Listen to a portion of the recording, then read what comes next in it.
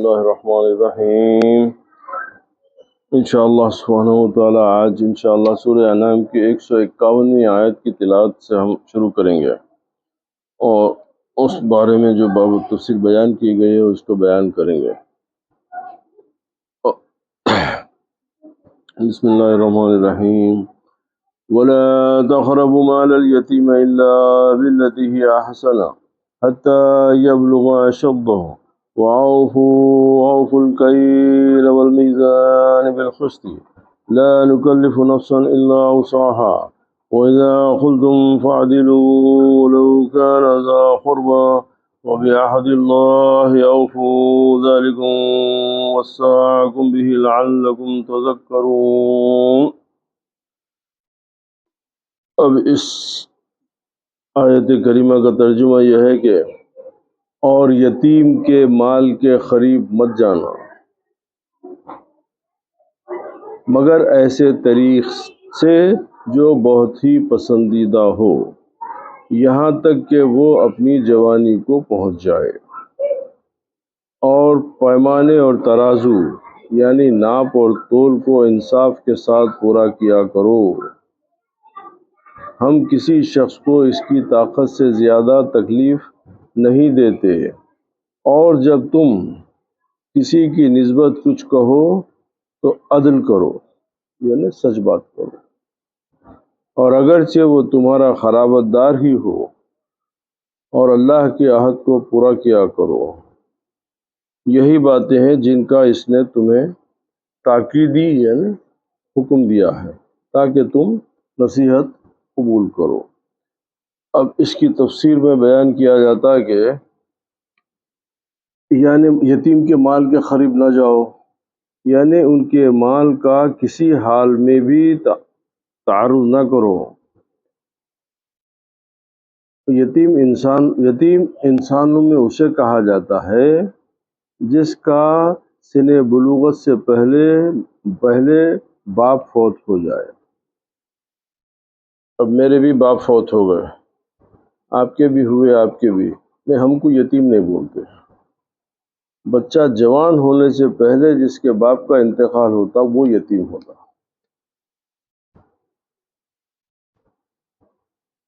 اور حیوانوں میں اسے کہتے ہیں جس کی ماں مر جائے، اور یہ خطاب یتیموں کے متولیوں اور وصیوں کو ہے۔ یعنی کیا ہوتا کہ زمانے میں متولی یتیم کا متولی بولے تو بچہ چھوٹا ہے، ماں باپ کا انتقال ہو گیا ہوا، تو اب اس کا چچا، اس کا ماموں، اس کا کوئی جو ہے اس کی تولیت لے لیتا ہے کہ بھئی یہ بچے کی تربیت ہے۔ تو اب اس کا وہ مال جو ہے، اب چونکہ انہیں یتیم ہے تو اس کا باپ جو بھی مال وغیرہ چھوڑا تو اب یہ اس کے قبضے میں رہتا۔ تو اسی پر اللہ تعالیٰ بولا کہ جو ہے اس میں تم خیانت نہیں کرنا، اس کا مال حفاظت سے رکھنا، اور وہ جب بڑا ہو جائے تو اس کے حوالے کرنا، اس میں بےمانی نہیں کرنا۔ اللہ باللتی ہی احسن، مگر اس خصلت سے کہ یہ اچھی ہے، یعنی اس کے مال کی حفاظت کرتے ہوئے بقدر ضرورت کچھ لیا جائے۔ مثال کے طور پہ آپ اس کے مال کی حفاظت کرنے کے لیے متعین ہو گئے، اب آپ کی کوئی وہ نہیں ہے تو بولے آپ اس کے مال میں سے آپ اتنا ہی لے سکتے، اس کی کفالت، اس کی تولیت کی جو فیس ہے آپ اتنی لے سکتے جتنی آپ کو ضرورت ہے۔ اب ہمارے لوگ کیا کریں کہ ضرورت کو بڑھا لے رہے ہیں، ضرورت کو بڑھا کے بول رہے ہیں کہ ہاں اتنا لے سکتے ہو۔ نہیں، یہ غلط ہے۔ آپ کو جینے کے لیے 2 روٹی کی ضرورت ہے تو صرف 2 روٹی لینا، 1 جوڑا کپڑے کی ضرورت ہے تو 1 جوڑا کپڑے نہیں۔ آپ بولیں گے کہ نہیں میں مرغن غذائیں کھاؤں گا، میں عالیشان کھانے کھا لوں گا، میں کیونکہ بھائی میں پال رہا ہوں، میں بچے کی کفالت کرا، یہ میرا حق ہے۔ نہیں، یہ تمام خدا کے پاس پسندیدہ عمل نہیں ہے۔ آپ کو جتنی ضرورت ہے اتنے حساب سے اس میں سے آپ لینے کی اجازت ہے، لیا جائے تو کوئی حرج نہیں۔ حتیٰ یبلغ، یعنی یتیم کے مال کی اس وقت تک حفاظت کرو جبکہ وہ بالغ اور سمجھدار ہو جائے۔ اس کے بعد اس کا مال اس کے حوالے کر دو۔ اب اس مسئلے پہ امام اعظم ابو حنیفہ رضی اللہ تعالیٰ عنہ فرماتے ہیں کہ پختہ عمری 25 سال تک ہو جاتی ہے۔ جب لڑکا اس عمر کو پہنچے تو اس کا مال اس کے حوالے کر دیا جائے، لیکن شرط یہ ہے کہ پاگل نہ ہو۔ اب اس میں فائدہ یہ ہے کہ جوہری نے لکھا ہے کہ رشدہ یعنی بمعنی قوت، اور یہ 15 سے 18 یعنی 30 سال کے درمیانی عمر کا نام ہے۔ یہاں تک کہ اچھا اس طرح ان کی طرح اب اس میں یتیم کے مال کی حفاظت کا حکم اس لیے دیا ہے کہ یتیم عاجز ہوتا ہے، اور اس میں صلاحیت نہیں ہوتی اتنی کہ وہ مال کو استعمال کر سکے، وہ مال کا صحیح طریقے سے فائدہ اٹھا سکے۔ اب اس میں وہ شعور ابھی پیدا نہیں ہوا، تو اسی لیے ان کے ورثاء کو یہ ہے کہ تم ان کی ولایت کرو اور متولی بن جاؤ، تو لہٰذا ان کے مال کی بھی حفاظت کرو اور ان کی بھی تربیت کرو، اور وہ جب بڑے ہو جائے تو ان کے حوالے ان کا مال کر دو۔ یتیم عاجز ہوتا ہے، اس کے پیش نظر اللہ سبحانہ وتعالیٰ خود اس کا متولی ہوا اور اپنے بندوں کو حکم دیا کہ وہ اس پر نظر شفقت فرما کر اس کے حقوق کی نگرانی کریں۔ اب ایک شاعر یہ فرماتے کہ خبردار یتیم نہ روئے، کیوں کہ عرش عظیم کانپ جاتا ہے۔ یتیم کے رونے پہ مطلب کہ اللہ کا عرش کانپتا ہو۔ وَأَوْفُوا الْكَيْلَ، اچھا یعنی انہیں مکمل کر کے کسی شے کو نہ گھٹاؤ، والمیزان، اور وزن والی چیزوں کو ترازو سے پورا تولو۔ یہ بار بار یہ اللہ تعالیٰ قرآن شریف میں اس بات کا حکم دیا، سورہ رحمان میں بھی اس کا ذکر ہے کہ دیکھو تم اپنے تول میں بےمانی نہیں کرنا، تول ہو ناپ ہو،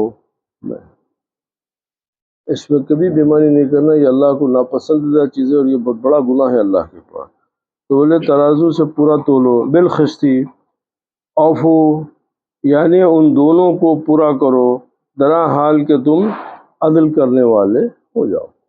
تم ایسا کریں گے تو پھر اللہ تعالیٰ تمہارے کو انصاف کرنے والوں کے زمرے میں اٹھائیں گا۔ اچھا اس میں اشارہ ہے کہ دینے والے کو چاہیے کہ حق والے کو پورا حق ادا کر دے، اسی طرح مگر لینے والے پر بھی لازم ہے کہ وہ صرف اپنے حق کا مطالبہ کرے، لالچ کر کے زائد کا طلبگار نہ بنے۔ لا نکلف نفسا الا وسعها، ہم کسی کو اس کی طاقت سے زائد تکلیف نہیں دیتے۔ اب اگر یہ آیت آپ کے سمجھ میں آ جائے تو آپ کو دنیا میں کبھی بھی تکلیف کا شکوہ نہیں کر سکتے آپ۔ یہ ایک آیت اور بھی اسے سورہ بنی اسرائیل میں بھی ہم جو وہ فاتحہ میں پڑھتے نا لا یکلف اللہ الا وسعها، تو یہاں پہ بھی ذکر اسی کا ہے کہ اللہ تعالیٰ کیا فرماتا ہے، ہم کسی کو اس کے طاقت سے زائد تکلیف نہیں دیتے۔ تو مطلب یہ ہے کہ میرے کو جو بھی رنج اور تکلیف پہنچ رہی وہ میری ہمت کے مطابق ہے، مگر ہم لوگ اتنے بے صبرے ہیں کہ ہم چیخ پکار کر دیتے کہ ہم کو تکلیف ہے، ہم کو تکلیف ہے، ہم کو تکلیف ہے۔ نہیں، اللہ تعالیٰ بولا کہ میں تیرے برداشت کے حساب سے تکلیف دیتا ہوں، میں تیری برداشت کی، تیری قوت برداشت سے بڑھ کے میں کسی بندے پہ تکلیف نہیں دیتا۔ تو ہم برداشت کر سکتے اتنی ہم کو اللہ تعالیٰ آزماتا، اس سے ہمیں بڑی آزمائش ہم کو نہیں کرتا، کیونکہ انہیں وعدہ کر لیا اپنے قرآن میں لا نکلف نفسا الا وسعها، کہ جتنی تیری استطاعت ہے، تیری برداشت کی قوت ہے، میں اتنے تیرے پہ میں آزماتا ہوں۔ اب ہم لوگوں نے واہ کیا تکلیف ہو رہی ہے، ایسے حالات ہیں، یہ ناشکری کے جملے ہیں، یہ اللہ تعالیٰ سے دوری کے جملے ہیں۔ اللہ تعالیٰ کا بندہ جو اللہ سے محبت کرتا انہیں بولتا کہ نہیں میرے مولا تو فرمایا کہ میرے میں وہ صلاحیت دیا کہ میں اس کی تکلیف برداشت کر سک رہا ہوں، لہٰذا میرے کو اتنی تکلیف ہوتی، اس سے بڑھ کے نہیں دیتا اللہ تعالیٰ سے. یعنی جتنا اس سے آسانی سے ہو سکے وہ اس پر گرا نہیں ہوتا. اب سوال یہ ہے کہ اوامر کے بعد ہی اسے بیان کیا، یعنی حکم کے بعد ہی اسے کیوں بیان کرا، اس سے کیا فائدہ ہوا؟ تو جواب یہ ہے کہ تاکہ معلوم ہو کہ بندے سے جملہ امور، جملہ کام کی حقیقی طور پابندی مشکل ہے، اسی لیے کہیں گھبرا کر ان پر عمل کرنا چھوڑ نہ دے، اس سے اسے تسلی ہو. میں ہمارا میں نجات ہے، جتنا اس سے ہو سکے بجا لائے، اور جو اس سے نہیں ہو سکتا اس پر مالک مواخذہ نہیں فرمائے گا. اللہ تعالیٰ آپ سے اسی چیز کا مواخذہ کریں گا، اسی چیز کی پوچھ کریں گا جتنے آپ کی صلاحیت ہو، جتنا آپ میں استطاعت ہے اسی چیز کی پوچھ کرتا. اللہ تعالیٰ اس سے زیادہ کی چیز وہ پوچھ نہیں پڑ. جو شخص برتول میں اپنے خیال سے کمی بیشی نہیں کرتا بلکہ اپنے خیال سے اسے صحیح برتول سمجھتا ہے، تو اس سے اگرچہ معمولی کمی بیشی ہو جائے تو وہ اسے معاف ہے. یعنی مثال کے طور پہ یعنی یہ کہ اگر تمہارے تول اس میں اگر کوئی کمی بیشی ہو، اگر تم عمدن کر رہے ہیں تو جرم ہے، بھول ہو گئی تو معاف، بھول ہو گئی تو معاف ہے. نہیں اگر تم قصدن اگر کسی کو کم تول کے دے رہے ہیں، کسی کو کم ماپ کے دے رہے ہیں، تو یہ گناہ ہے. اگر بھول ہو جائے تو معاف ہے، اس سے کسی قسم کی گرفت نہیں ہوگی. جو برتول میں کمی بیشی کرتا ہے تو اس کو معاف نہیں کیا جائے گا. انسان کو چاہیے حتی الامکان کوتاہی نہ کرے، اگر بے خبری میں غلطی ہو جائے تو معاف ہے. اب یہاں پر ایک حکایت منقول ہے کہ ایک شخص برتول میں عمدن کمی بیشی کرتا تھا. جب اس پر نظر طاری ہوئی تو اسے لا الہ الا اللہ و کلمہ توحید کی تلقین کی گئی. تلقین میں جب موت آ رہی تھی تو لوگ اس کو کلمہ پڑھانے کی کوشش کر رہے تھے کہ بھئی ایسا لگتا ہے کہ یہ موت سے اس کی دم جان نکلنے والا ہے، تو اس کو کلمہ بھی یاد دلا رہے تھے کہ بھئی پڑھ لے، بھئی کلمہ تو پڑھ لے مرنے سے پہلے. تو جب تلقین کی گئی تو کہنے لگا کہ کیا کروں، میری بھرتول کا ترازو میری زبان پر چپٹا ہوا ہے. تو میں جو ترازو میں بے ایمانی کرتا تھا تو وہ میری زبان سے چپٹا ہوا ہے، لہذا میرے سے کلمہ نہیں پڑھے جا رہا. اللہ اکبر. اسی لیے کلمہ توحید پڑھا نہیں جا سکتا. اس سے پوچھا گیا کہ تم بھرتول میں عمدن کمی بیشی کیا کرتے تھے؟ اس نے کہا نہیں، صرف اتنی غلطی ہوئی ہے کہ کبھی ترازو کے پلڑے میں گرد و غبار کو صاف کیے بغیر سودا دے دیتا تھا، چونکہ اس گرد و غبار کی مقدار گاہک کو نقصان ہوتا تھا. سمجھ میں آئی؟ میں ترازو میں گرد آ گئی تو گرد کا سے ایک طرف کا وزن بڑھ گیا نا، تو برابر کہاں ہوا؟ اللہ اکبر.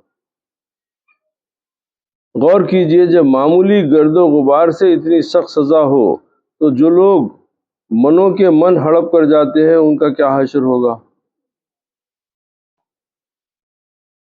حضرت مالک بن دینار رضی اللہ تعالیٰ عنہ کا ایک ہمسایہ تھا، ایک پڑوسی تھا. اس پر نظر طاری تھی. آپ اس کے ہاں تشریف لے گئے اور حال پوچھا تو اس نے کہا کہ آگ کے 2 پہاڑ میرے سامنے ہیں، آگ کے 2 پہاڑ میرے سامنے ہیں اور مجھے حکم ہوتا ہے کہ ان پر چڑھ جاؤں، لیکن میرے سے چڑھا نہیں جاتا. حضرت مالک بن دینار نے اس کے گھر والوں سے پوچھا کہ یہ کیا کرتا تھا، اس کا عمل کیا تھا؟ انہوں نے کہا کہ اس کے 2 طرح کے ترازو تھے، دینے کا اور لینے کا. اور میں کہا دونوں کو میرے پاس لے آؤ. جب ترازو آپ کے ہاں لایا گیا تو آپ نے ٹکڑے ٹکڑے کر دیا. پھر پوچھا تو اس نے کہا کہ الٹا اس سے اور زیادہ مصیبت بڑھتی ہے. تو فائدہ یہ ہوا کہ یہ ان 10 خصلتوں سے ساتواں اچھا تفسیر صوفیانہ اس بارے میں صوفیاء کرام کیا فرماتے ہیں کہ آیت میں اشارہ ہے کہ اپنی عمر کا پورا وزن رکھو. اب صوفیاء اب کدھر چلے گئے دیکھو، اب ان کی سوچ چونکہ ہر چیز اصل کی طرف لے جاتے وہ لوگ، تب انہوں بول رہے کہ اس آیت میں اشارہ ہے کہ اپنی عمر کا پورا وزن رکھو اور میزان شرع سے حقوق ربوبیت پورے کرو اور اپنے استعداد کے مطابق خطوط کی تکمیل کرو. ہر شے اپنے بالوں پر کی طاقت کے مطابق اڑتی ہے، ہر شے اپنے بالوں پر کے طاقت کے مطابق اڑتی ہے، اور جب تم بات کہو حکومت کے متعلق یا گواہی میں اور اسی طرح جملہ امور میں تو عدل و انصاف سے کام لو، اور اگرچہ رشتہ داری کی وجہ سے اس کی رعایت نہ کرو. یعنی اگر آپ کے پاس ایک معاملہ آ گیا، ایک طرف آپ کا رشتہ دار ہے اور ایک طرف غیر ہے، تو آپ رشتہ داری کا تعلق کر کے اس کے حق میں بات نہیں کرنا. آپ رشتہ داری کا لحاظ کر کے، اپنے تعلق کا لحاظ کر کے آپ غلط بات نہیں کرنا. آپ کا اللہ تعالیٰ کی طرف سے آپ کو یہ حکم، جو حق بات ہے وہ حق بات بول دینا، جو بات حق ہے وہ بات حق کر دینا. اسی لیے اب یہ انصاف کی بہت بڑی مثال ہے کہ ایک بڑے سردار کی بیٹی تھی، وہ چوری کے الزام میں پکڑے گئی، ثابت ہو گیا تو سرکار دو عالم صلی اللہ علیہ وسلم کے پاس مقدمہ آیا تو سرکار فرمایا کہ اس کا ہاتھ کاٹ دو. تو کچھ صحابہ سرکار کے پاس آیا کہ بولے یا رسول اللہ، وہ بڑے سردار کی بیٹی ہے، اور اگر اس کے ساتھ ایسا ہو جائے تو وہ سردار کی قبیلے میں عزت ختم ہو جائے گی، اس کا وقار مجروح ہو جائے گا اور اس کی جو ہے توہین ہو جائیں گی، آپ کچھ رعایت فرما دیجیے. تو کیا بولے رسول اللہ صلی اللہ علیہ وسلم، لو بنتی فاطمہ، اگر میری بیٹی فاطمہ ہوتی تو بھی میرا یہ فیصلہ تھا. اللہ، اگر میری بیٹی فاطمہ بھی ہوتی تو میرا فیصلہ یہ ہوتا تھا کہ ہاتھ کاٹ دو. اسی طریقے سے حضرت عمر شہید ہو گئے. ایک شخص آ کے اپنے دوستوں میں بیٹھ کے بولا تھا کہ وہ کیسا وار کیا، امیر المومنین تھے، بولے ایک وار میں جو ہے اندھیرے میں قتل ہوا تھا، کوئی گواہ نہیں تھے، کوئی نہیں تھے. ایک شخص اپنے دوستوں میں بیٹھ کے بولا کہ وہ ایسا وار کرا کہ انہوں ایک ہی وار میں جو ہے اللہ کو پیارے ہو گئے. تو وہ حضرت عمر کے ایک صاحبزادے سن لیے، ان کو معلوم ہوا کہ فلاں شخص یہ بات بولا، تو آپ جو ہے سیدھا جا کے اس کا قتل کر دیے. اب یہ حضرت عثمان کی عدالت کا پہلا مقدمہ ہے. حضرت عمر کے صاحبزادے کو گرفتار کر کے لا لیے کہ انہوں نے اس کا قتل کر دیا. تو فیصلہ حضرت علی کے حوالے ہوا کہ آپ کرو. تو حضرت علی فرمائے کہ حضرت عمر کے بیٹے کو قتل کے بدلے قتل کر دو.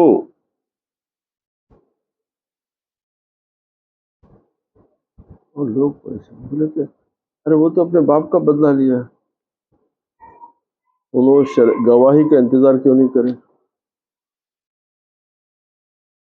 گواہی کا پورا انتظام کیوں نہیں کرے؟ پورا انتظار کرنا چاہیے تھا. انہوں اپنی ذات سے جا کے بدلہ لیے، لہذا یہ قاتل ہے. یہ ہوتا تھا انصاف. پھر حضرت عثمان رضی اللہ تعالیٰ عنہ کے ورثاء کو بلا کے بات کر کے بولے کیا میں تم کو کچھ مال وغیرہ دے دیا تو کیا تم یہ قتل معاف کرتے؟ کیا اچھی بات ہے. تو ایسا ہوا، مگر فیصلہ تو یہی ہوا کہ آپ اپنی ذاتی دشمنی میں قتل کریں. اگر آپ کو شریعت کے اصول پسند ہوتے تو آپ اطلاع دیتے، تحقیق ہوتی، گواہ طلب کیے جاتے، تمام معاملہ صحیح اور صاف ہوتا۔ آپ اپنے طے پہ بھائی اگر صحیح بھی ہے مگر آپ کو اختیار نہیں ہے نا فیصلہ اکیلے کر لینے کا۔ انہیں آ کے بولا میں قتل کر دیا، آپ جا کے اس کو قتل کر دیا، بولے کہ میں انصاف کر دیا، نہیں، شرع کا حکم نہیں ہے۔ قتل اور زنا جیسے بڑے گواہ کبیرہ گناہوں میں 4 گواہ چاہیے، تو یہ انصاف کا۔ اب انصاف کیسا ہوتا؟ حضرت علی کرم اللہ وجہ کا جو ہے زیرہ گھوڑے کا جو زین ہے وہ چوری ہو گیا، تو کوئی آگے بولے کہ بھئی وہ آپ کا جو ہے وہ جو زین تھا وہ کوئی یہودی کے پاس ہے، میں دیکھا۔ آپ جب دیکھے تو ہاں پہچان، ہم تو یہ میرا ہی ہے، تو اس کو بولے کہ بھئی یہ میرا ہے، میرے کو دے دو۔ انہوں نے بولا نہیں، یہ میرا ہے، میرے قبضے میں ہے، میرا ہے۔ اب معاملہ چل گیا قاضی کے پاس۔ اب یہ انہوں امیر المومنین ہے، حضرت علی اس وقت امیر المومنین ہے، خلیفہ وقت ہے، اور قاضی کے کھٹیرے میں جا کے کھڑے ہوئے۔ تو قاضی پوچھا کہ بھئی آپ کہتے یہ آپ کا ہے؟ بولے ہاں میرا ہے۔ تو بولے آپ کے پاس گواہ کون ہے؟ آپ کے پاس، آپ یہ دعویٰ جو کرے یہ میرا ہے، اس کی گواہ کون ہے؟ آپ بولے کہ میرا بیٹا حسن گواہ ہے۔ تو قاضی بولا میں آپ کے بیٹے کی گواہی قبول نہیں کرتا کیونکہ وہ آپ کا بیٹا ہے۔ تو حضرت علی رضی اللہ تعالیٰ عنہ فرمایا کہ بس میرے پاس یہی کی گواہ ہے، اور اگر تم قبول نہیں کرتے تو ٹھیک ہے، میں اس کے علاوہ میں کچھ نہیں کر سکتا، چلے گئے۔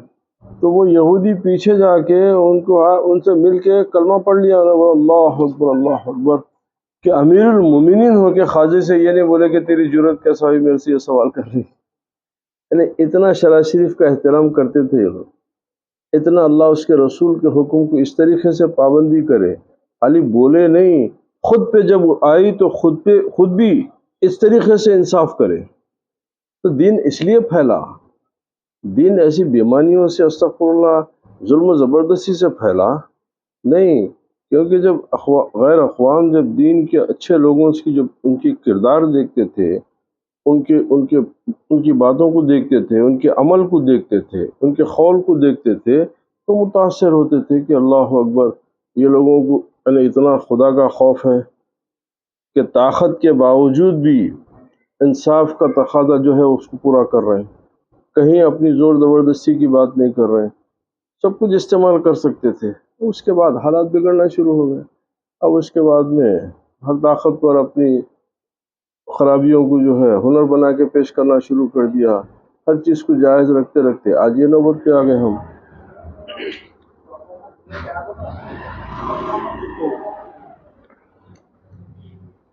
عدل کی، انصاف کی حقیقت یہ ہے کہ اللہ تعالیٰ کے ذکر میں، اب یہ صوفیہ جو عدل کیا ہوتا، اب وہ لوگ تو بتا دی عدل یہ ہے، اب صوفیہ کا عدل کیا ہے؟ پہلے عدل کی حقیقت یہ ہے کہ اللہ تعالیٰ کے ذکر میں غیریت کا شائبہ نہ ہو۔ جب تو اللہ کا ذکر کرے تو پھر اب ہر چیز تیرے پاس سے نفی ہو جانا چاہیے، ہر طاقت کو نفی کر دے، ہر طاقت کا انکار کر دے۔ کیوں؟ اب تو صرف اور صرف تو خدا کی طاقت کا قائل ہونا، اس کی کبریائی، اس کی الہیت کا قائل ہونا ہے، ہر چیز کی اصل اللہ سبحانہ و تعالیٰ ہے، تو یہ اس کی غیریت کا شائبہ نہ ہو، اور ہر کلام اللہ سبحانہ و تعالیٰ کے لیے، اور اسی کی خیل و خال، اسی کا ذکر ہو، اسی کی بات ہو۔ اور یہ بات صرف اہل تحقیق کو نصیب ہوتی ہے، یعنی جو لوگ اس راستے میں چلتے ہیں یہ ان کو سمجھ میں آتی، ہر آدمی کو یہ باتیں سمجھ میں نہیں آتے۔ ہر آدمی تو اپنے فائدے کے حساب سے قانون کی بات کرتا، جب وہ قانون جب اس کی مرضی اس کے خلاف پڑا تو پھر انہیں جو ہے وہ قانون کا اختلاف کرتا۔ نہیں، اللہ والے جو چیز کو تحقیق کر لیتے اسی پہ قائم رہتے۔ اب یہ لوگوں کی مثال ایسی ہوتی، بھئی اللہ تعالیٰ ہر چیز پہ قادر ہے، آپ بھی مانتے ہیں میں بھی مانتا ہوں، کبھی یہ کتے سے ڈر جا رہے ہیں، کبھی بلی سے ڈر جا رہے ہیں، پھر اشرف المخلوقات ہے آپ۔ اب جو اللہ والا ہوتا اس کا کیا ہوتا؟ ایک بزرگ جا رہے تھے، ایک دم راستے میں شیر آ کے جو ہے منہ کھول کے آواز دیا، تو بولے اگر اللہ تعالیٰ کی مرضی یہ ہے کہ میں تیری غذا بن جاؤں تو حاضر ہوں، اگر اللہ کی مرضی یہ ہے کہ میں تیری غذا بن جاؤں تو حاضر ہوں، ورنہ ہٹ جا۔ ہٹ گیا شیر، اس لیے کہ اگر میں طاقت اللہ کی ہے تو اگر شیر میرے کو کھائیں گا تو اللہ کی طاقت ہوئی تو اللہ کی مرضی ہوئی تو کھائیں گا نا، اللہ کی مرضی ہوئی تو میرے کو انہیں ذرا پہنچائیں گا، جب اللہ کی مرضی نہیں ہوئی تو کیسا کرتا ہوں انہیں؟ اس درجے کے یقین نصیب ہونے کے بعد میں ولایت ملتی ہے۔ کیا ولایت کیا یہ چٹھی کہانیوں سے یہ وہ کر کے ایسے باتیں کر سے ہوتی کیا؟ نہیں نہیں نہیں، اس مرتبے کے وہ لوگ اللہ سے دوستی کرتے ہیں کہ اللہ کی ہر صفت کو مکمل طور پہ جان کے کہ اس کے اوپر یہ قدرت ہے تو یہ ہے، اس میں کوئی شک باقی نہیں رہتا، کوئی شبہ باقی نہیں رہتا۔ اسی لیے کہ دوسروں کے کلام میں کوئی غرض مضمر ہوتی ہے۔ اب یہاں پر ایک شعر کا ترجمہ کرے کہ ہدہد کی اگر آواز کسی نے سیکھ لی تو اسے چاہیے کہ ہدہد اور صبا کا راز سمجھائے۔ تب یہ جو ذکر ہے ہے نا، وہ یوسف علیہ السلام اور زلیخا کے قصے کی طرف ہے۔ یہ جو سبا جو ہے، ملک سبا جو ہے، تو ایک لمبا واقعہ ہے، انشاءاللہ پھر کبھی اس کی تفصیل ہو۔ وَبَعْدِ اللَّهِ عَوْفُ، اور اللہ کیا وہ معاہدہ پورا کرو جو اس سے ہوا، ہاں، اور جس طرح کا بھی ہو، مثلا عدل و انصاف سے کام لینا، احکام شرع ادا کرنا وغیرہ وغیرہ۔ اب اس میں فائدہ کیا ہے؟ عہد اپنے فاعل کو یعنی اپنا وعدہ اس کے کرنے والے کی طرف مضاف ہوتا ہے، تو اس سے یا وہ معاہدہ مراد ہوتا ہے جو ہم ایمان وہ نذور کے ذریعے معاملات کرتے ہیں، یا اس سے وہ ایفاء عہد مراد ہوتا ہے جو انسان آپس میں کرتے ہیں، یا اس سے وہ ایفاء یعنی وعدہ مراد ہوتا ہے جو انسان آپس میں اور اللہ تعالیٰ کی طرف اسے اس لیے مضاف ہے کہ اس نے اس کے ایفاء و حفاظت کا حکم فرمایا ہے۔ وعدہ وفائی اگر تم سیکھو، وعدہ وفائی یعنی وعدہ کرنا اگر تم سیکھو تو اچھا ہے، ورنہ جسے بھی دیکھو وہ ظلم کرنا جانتا ہے، ورنہ جسے بھی دیکھو ظلم کرنا۔ وعدہ وفائی بہت اس لیے وعدہ خلافی سرکار بولے منافقوں کی شناخت میں ایک یہ بھی ہے جو وعدہ خلافی کرتے ہیں۔ اب ہمارے پاس تو وعدہ خلافی ایک عام دستور بن گیا ہمارا، نہیں، آپ جو وعدہ کریں اس کو پورا کرنا ہے۔ اب اس کی بہت مثالیں بہت ہیں، ایک مثال جو فی الحال یاد آ رہی بتا دیتا ہوں۔ ایک وقت ایک شخص مکے میں رسول کریم صلی اللہ علیہ وسلم کے ساتھ بات کرتے بیٹھا اور بولا کہ آپ یہیں تشریف رکھیے، میں واپس آتا ہوں، تو آپ وعدہ کریں کہ تو آنے تک میں یہاں بیٹھے رہوں گا۔ اتنا سے وہ شخص گیا اور بھول گیا، دوسرے دن آیا تھا، بیٹھے ہوئے تھے، انہیں دیکھ کے شرمندہ ہو گیا، بولا میں تیرے سے وعدہ کرانا کہ تیرے آنے تک بیٹھوں گا بول کے۔ دیکھ چھوٹی سی بھی میں بتاؤں مثال کہ اس طریقے سے یہ لوگ وعدہ وفا کرے تو اللہ تعالیٰ جو ہے جو وعدہ خلاف کرنے والوں کو منافقین کی بلا کہ ایک قسم یہ بھی ہوتی ہے کہ جو وعدہ کرتے ہیں پورا نہیں کرتے، تو جب وعدہ کرو تو پورا کرو۔ حقیقی وعدہ یہ ہے کہ بندہ اپنے مولا کی عبادت کے سوا کسی کی عبادت نہ کرے۔ ہاں، اصل وعدہ یہ ہے، یہ وعدہ تو بے شک دنیاوی وعدے ہے، یہ بھی بری چیز ہے، مگر تو یہ وعدے کی اتنی اہمیت ہے تو میرا تیرے سے جو وعدہ ہے اس کی اہمیت کیا ہوں گی؟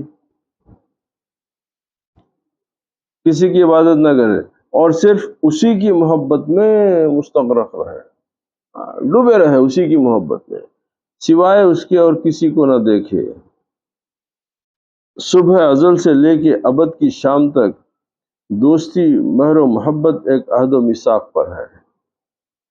اب یہ ذالکم، یہ چاروں امور جو اوپر کی طرف اشارہ ہے، اس میں یہ بتایا گیا ہے کہ اس میں تمہیں اللہ تعالیٰ نے وصیت فرمائی، یعنی تاکید کا حکم دیا، فرمایا ہے کہ لعلکم تذکرون، تاکہ تم نصیحت حاصل کرو، یعنی ان کی تاکید کو سمجھ کر ان کے مقتضی، ان کی جو چیز پوچھی گئی ہے اس پہ عمل کرو۔ یہاں اچھا، اس صورت کے مضمون یعنی اثبات توحید و نبوت اور بیان شریعت کی طرف اشارہ ہے۔ صراطی یعنی میرا مسلک اور میری شریعت ہے۔ شریعت کا طریقہ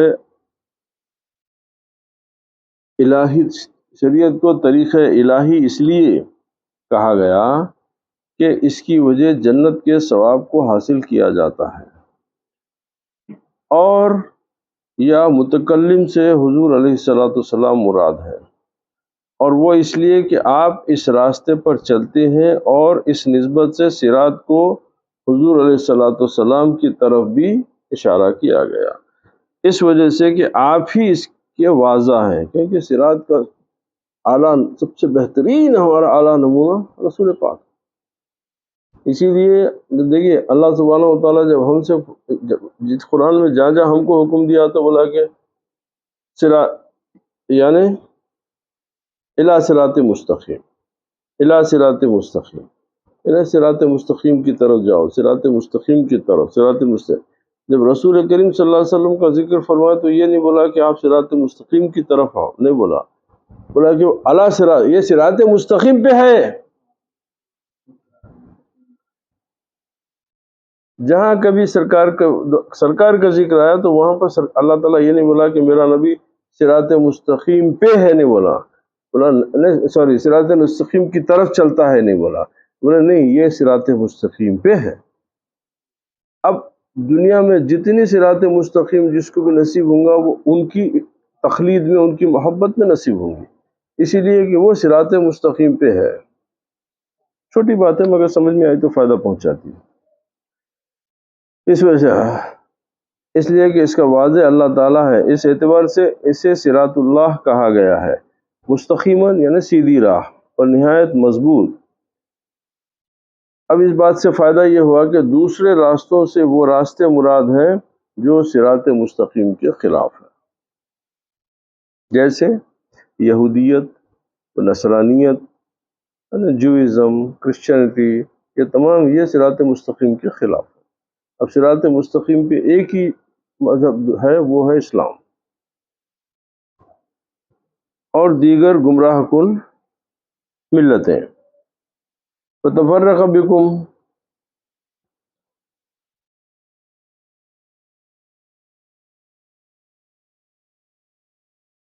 اچھا اب اتفاق سے آگے بڑھتے بڑھتے 51ویں آیت پہ بھی آ گیا، مگر 51ویں آیت یہ تھی کہ آگے وَأَنَّ هَذَا صِرَاطِي مُسْتَقِيمًا فَاتَّبِعُوهُ وَلَا تَتَّبِعُوا السُّبُلَ فَتَفَرَّقَ بِكُمْ عَنْ سَبِيلِهِ ذَلِكُمْ وَصَّاكُمْ بِهِ لَعَلَّكُمْ تَتَّقُونَ۔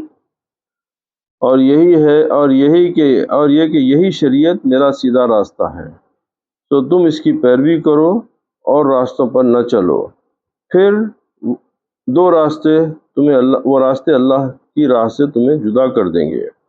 یہی وہ بات ہے جس کا اس نے تمہیں تاکیدی حکم دیا ہے تاکہ تم پرہیزگار بن جاؤ۔ تو اسی کے بارے میں اس کا ذکر ہو رہا تھا۔ تو اس سے ثابت ہوا کہ حضور علیہ الصلوۃ والسلام کا راستہ بے عین ہی اللہ تعالیٰ کا راستہ ہے۔ حضور علیہ الصلوۃ والسلام کا راستہ بے عین ہی بالکل اللہ کا راستہ ہے، اور ان 10 خصلتوں میں سے 10واں حکم ہے وہ پیغمبر علیہ السلام کے خلاف جس نے راہ اختیار کیا وہ منزل مقصود کو ہرگز نہ پہنچے گا۔ ہاں، پیغمبر کے خلاف، جو ان کی بات کے خلاف اگر کوئی دوسرا راستہ اختیار کرتا ہے تو وہ کبھی اپنی منزل کو نہیں پہنچ سکتا۔ اور سادی صاحب خلا فرماتے ہیں کہ گمان نہ کر کہ رسول اللہ صلی اللہ علیہ وسلم کی اتباع کے بغیر راہ خدا پالے گا۔ خدا کا راستہ، خدا کو پانے کا ایک ہی راستہ ہے رسول کریم کی محبت، ان کی اتباع، ان کی پیروی ہے۔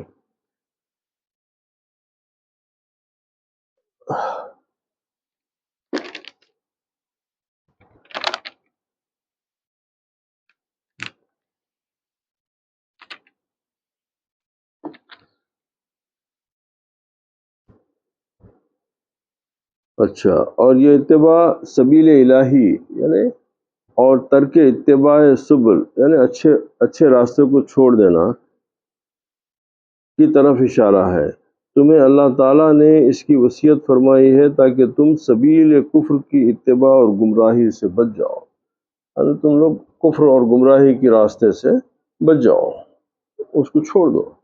اب حدیث شریف ہے کہ حضور سرور عالم صلی اللہ علیہ وسلم نے جب یہی آیت تلاوت فرمائی تو آپ نے ایک لکیر کھینچ کر فرمایا یہی اللہ تعالیٰ کا راستہ ہے، اور اس راستے کے دائیں بائیں لکیریں کھینچے، جس کا نقشہ یوں بنایا اور فرمایا کہ یہی وہ مختلف راستے ہیں کہ جس کے ہر راہ پر شیطان بیٹھ کر اپنی طرف بلاتا ہے۔ اب اس سے فائدہ یہ ہوا کہ شریعت پاک کا دوسرا نام صراط مستقیم ہے۔ اب سیدھی بات بتا دی جو ہے مفسر قرآن جو اپنی بات میں کہ شریعت پاک، اللہ رسول پاک کی شریعت کا ہی دوسرا نام صراط مستقیم ہے۔ وہ تلوار سے تیز اور بال سے باریک تر ہے، اسی لیے ہم نماز کی ہر رکعت میں بارگاہ حق میں عرض کرتے ہیں اہدنا الصراط المستقیم۔ جو دنیا میں اس راستے سے بھٹک گیا وہ آخرت کے سیدھے راستے سے محروم ہو گیا۔ اور ایک حدیث ہے کہ حضور علیہ الصلوۃ والسلام نے فرمایا دنیا میں اس راستے سے بھٹکنے والے بہت ہیں، ان میں سب سے زیادہ عورتیں ہیں۔ یاد کر لو۔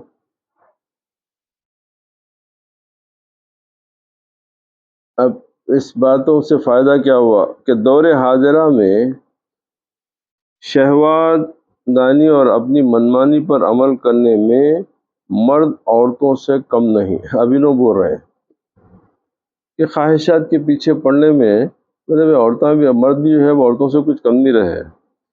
دین غریب ہو کر شروع ہوا اور غریب ہو کر لوٹے گا۔ بہت تھوڑے لوگ اس سے مانوس ہوتے اور اس سے پیار کرنے والے ہوں گے۔ محققین فرماتے ہیں کہ صراط مستقیم ہدایت و نہایت کے سوا متعین نہیں ہے، یعنی صرف اور صرف اس میں ہدایت ہے، اس کے اندر نہیں ہو سکتا۔ اور عارف یعنی جو اللہ تعالیٰ کی جس کو معرفت نصیب ہو اس کو عارف بولتے، اور عارف کو معلوم ہے کہ سب کی ابتدا کس سے ہے اور سب کی انتہا ایک ہے۔ اور حضرت شیخ صدر الدین قنوی قدس سرہ نے اعجاز البیان میں فرمایا ہے کہ احاطہ حق ثابت ہے اور اللہ تعالیٰ ہر شے پر محیط ہے۔ اس سے احاطہ وجودی مراد ہے یا علمی، یہ اختلاف اقوال چاہیے آپ کے موضوع کا نہیں ہے، اس لیے میں آگے بڑھ جاتا ہوں، اس لیے کہ یہ دوسری بحث چھڑ جائیں گے۔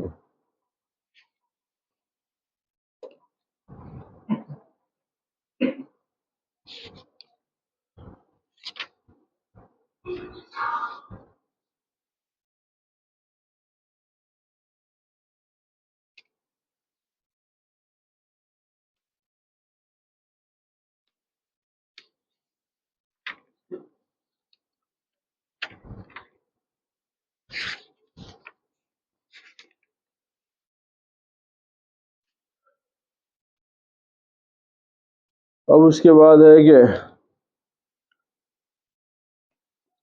ثم آتينا موسى الكتاب تماما على الذي أحسن وتفصيلا لكل شيء وهدى ورحمة لعلهم بلقاء ربهم يؤمنون۔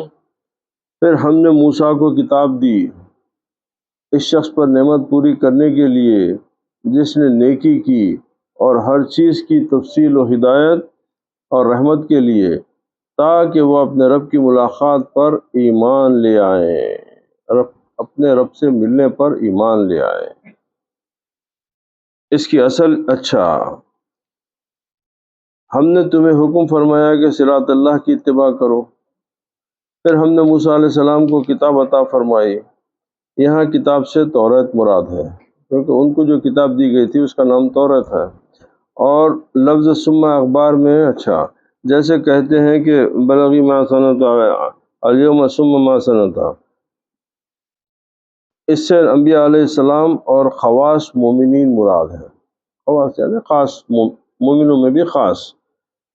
وہ تفصیل لکل شیء، اور دین کے امور میں جن باتوں کی ضرورت پڑتی ہے اس میں اس کی تفصیل بیان ہے۔ شریعت میں اجتہاد کا ثبوت ملتا ہے، اس لیے کہ اجتہاد کیا ہوتا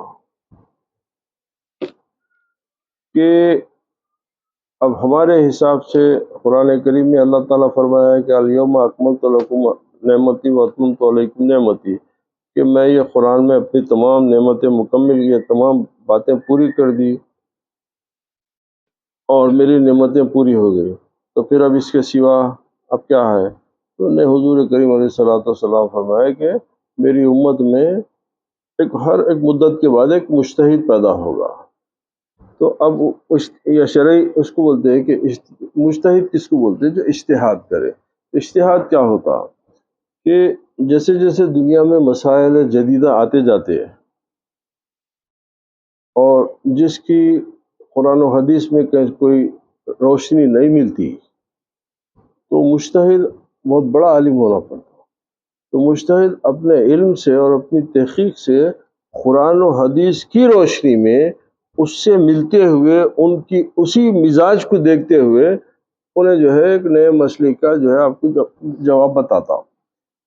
ابھی مثال کے طور پہ بھائی اب اس دور میں جو ہے جو دینار و درہم کا جو ہے وہ سونے اور چاندی کے حساب سے اس کا جو ہے پیمانہ طے ہوتا تھا۔ اب جب زمانہ بدلتے گیا اب کاغذ کرنسی ہو گئی،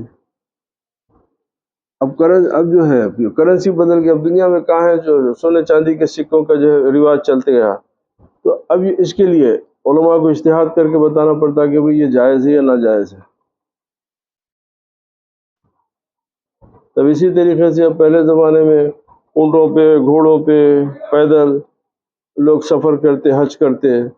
اب اس کے بعد میں سفر کے انتظامات بڑھ گئے، حالات ہوئے تو شپ آنے لگے، آپ کے جو ہے گاڑیوں کے ذریعے، جہازوں کے ذریعے، ہوائی جہازوں کے ذریعے۔ تو اب کیا یہ جائز ہے یا ناجائز ہے؟ تو اب یہ جیسے جیسے مسائل جب دنیا ترقی کرتی گئی، مسائل جب سامنے آتے جاتے تو مجتہد جو ہے اپنا علم کی، مگر اس کے پیش نظر اللہ اس کے رسول کے قانون کو رکھ کے کرتا تو وہ اجتہاد ہوتا۔ تو اسی لیے فرمایا گیا شریعت میں اجتہاد کا ثبوت ملتا ہے، اس لیے کہ جب قرآن مجید میں ہر شے کی تفصیل ہے تو پھر اجتہاد کی کیا ضرورت ہے؟ تو اس کا جواب یہ ہے کہ قرآن مجید میں مسائل شرع کے اصول کی تفصیل ہے اور اجتہاد فروع میں ہوتا ہے۔ تو کیا بتا رہے ہیں کہ بولے کہ قرآن کریم میں جو شرعی مسائل ہیں اس کے اصول کی تفصیل ہے، اس پرنسپل، اس کے اصول بتا دیے گئے۔ اب اس کے اندر جو برانچز ہے وہ اس کی گنجائش ہے اس کو جو ہے ایلابریٹ کرنے کی، یعنی جو اجتہاد فروع یعنی اس کی جو ہے اس کی جو برانچ ہی بولو آپ، اب اس میں اجتہاد ہوتا، اس اصل میں نہیں ہوتا۔ اب اس کو کس طریقے سے اپلائی کرنا ہے اس کے اندر اجتہاد ہوتا۔ چنانچہ قرآن مجید میں اصول کی تفصیل کا ذکر سورہ یوسف میں یوں بیان کیا گیا، وہ تفصیل کل شیء وہدی، اور وہ گمراہی سے بچا کر ہدایت دینے والا ہے، وہ رحمتاً، مومن اور نیک عمل کرنے والے کو عذاب سے نجات دلا کر رحمت عطا فرماتا ہے، لعلہم، اس سے بنی اسرائیل مراد ہے۔ اب یہ بنی اسرائیل کی طرف اس لیے لوٹائی گئی کہ موسیٰ علیہ السلام کا ذکر خیر پہلے آ گیا ہے، اس قرینے سے یہاں پر بنی اسرائیل مراد لینا زیادہ موضوع ہے۔ بلقاء ربہم یؤمنون، اپنے رب سے ملنے پر ایمان لائے۔ ہاں کہ میرے مرنے کے میری فلاں نہ، میرے مرنے کے بعد میرے رب سے ملاقات ہوگی، اس پہ ایمان لائے۔ یا اچھا، تاکہ پھر مر اٹھنے پر ایمان لا کر ثواب و عقاب کی تصدیق کریں۔ اب یہاں پر صوفیاء کرام یہ فرماتے ہیں کہ آپ پر اس لیے اچھا، اس کی برکتیں آپ پر اس لیے ہیں کہ آپ کے قلب اطہر پر اس کا ورود ہوا، یعنی وہ نازل ہوا، پھر آپ کی عادت سراپا قرآن ہو گئی، اور آپ کی امت پر برکت اس لیے ہے کہ قرآن ایک ایسی رسی ہے جو بندے کو اپنے مولا سے ملاتی ہے۔ قرآن ایک ایسی رسی ہے جو بندے کو مولا سے ملاتی ہے، جو اسے مضبوط پکڑ لیتا ہے وہ اپنے مولا کریم سے ضرور بالضرور ملتا ہے۔ فاتبعوہ، پس اس کی اتباع کرو، یعنی اس کے تمام احکام پر عمل کرو۔ واتقوا، اور قرآن مجید کی مخالفت سے بچو۔ لعلکم، اس کی اتباع اور اس پر عمل کی وجہ سے امید ہے کہ تم پر رحم ہوگا۔ الحمدللہ رب العالمین، والصلاة والسلام علی سید الانبیاء والمرسلین وعلی آلہ واصحابہ واہل بیتہ الطیبین والطاہرین۔ آج جو ہے 153 سورہ انعام کی 153 آیت تک کی تلاوت ہوئی ہے۔ انشاءاللہ تعالی اللہ سبحانہ و تعالیٰ اپنے کرم اپنے فضل سے جو ہے انشاءاللہ آئندہ جو ہے اس کو ہم جاری رکھیں گے۔ اللهم ربنا تقبل منا انك انت السميع العليم وتب علينا انك انت التواب الرحيم۔